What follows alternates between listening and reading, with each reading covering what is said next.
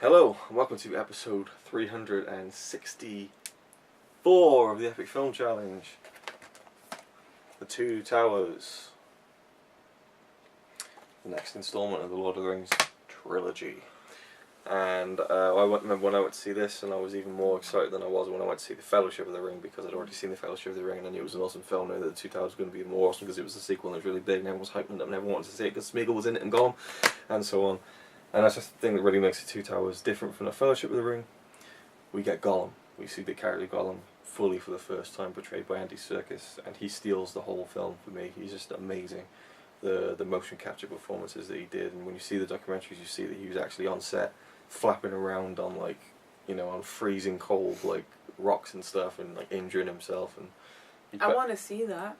He put everything into the role, and and there's a bit actually where Gollum just goes pfft, and a big wad of spit flies out, and that's Andy Serkis' spit. He says in the commentary, he's like, "Yes, I might not be in the film, but my wad of spit is in there."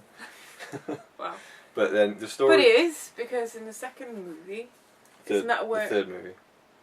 Oh, is that where they go back in time to show? And that's only in the extended edition anyway. But really? Yeah. So Two Towers, Sam and Frodo have broken off from the Fellowship. We're not going to talk about the story too much in these reviews, and they're off on their own. And then you've got Aragorn and Gimli and Legolas. Mr. Frodo. Aragorn, Limmerly, Gimli and Legolas. Limmerly. Chasing after, trying to find Merry and Pippin. And in the books, that scene goes on for so long. But that whole part of the story. And then Gandalf reappears. That's something we didn't talk about in the first Fellowship of the Ring. My favourite part of the film was the Mines of Moria sequences and stuff. Like when You shall not pass. Yeah, all that and stuff, but also when Pippin picks up that thing and it drops. Oh, I love that scene. Where he's just like. And then you hear the drums, of the Fool of a two. And the drums and stuff. And it's the build up and the tension. And anyway, also Sean Bean is awesome. In Run. Fellowship of the Ring. You fools. It's Fly, you fool. I know. She was convinced it was Run, you fools, and even when we watched it over 6 times, she was like, "No, Put the it's subtitles Run." on. So I put the subtitles on, and then she got it. Anyway, Two Towers. And then there's, of course, this big battle that builds up towards the end of the film. We'll just skim over the story.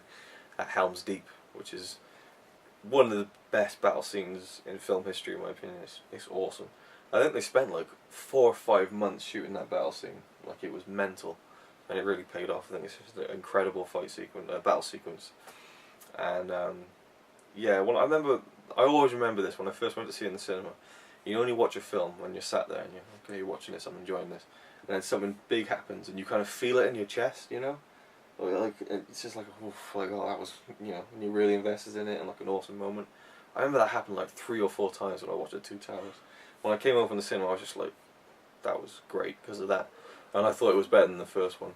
And in ways it might be, but my favourite will always be the Fellowship of the Ring, just because. Anyway, we'll get into that in the next one. So Two Towers, I'd give it a 9 out of 10. I think it's a great film, and just builds upon what was so great on the first one. The production design, the special effects, and Gollum as well.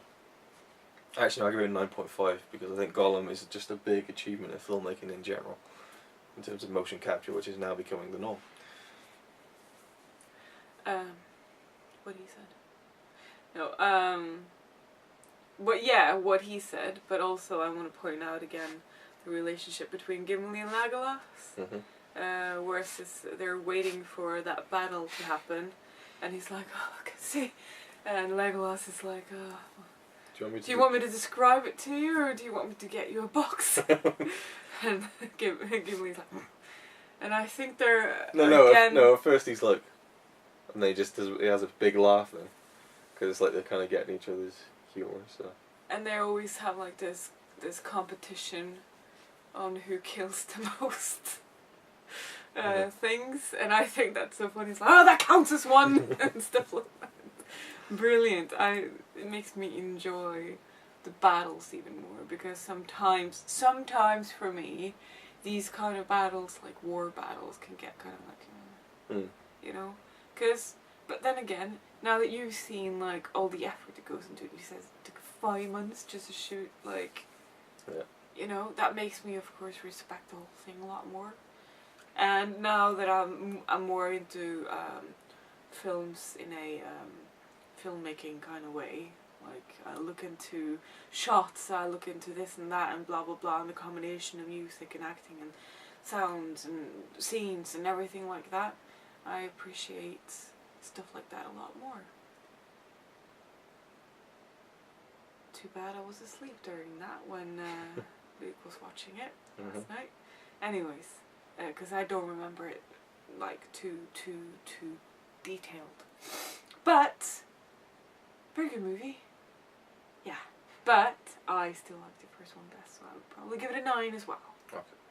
Thank you for watching.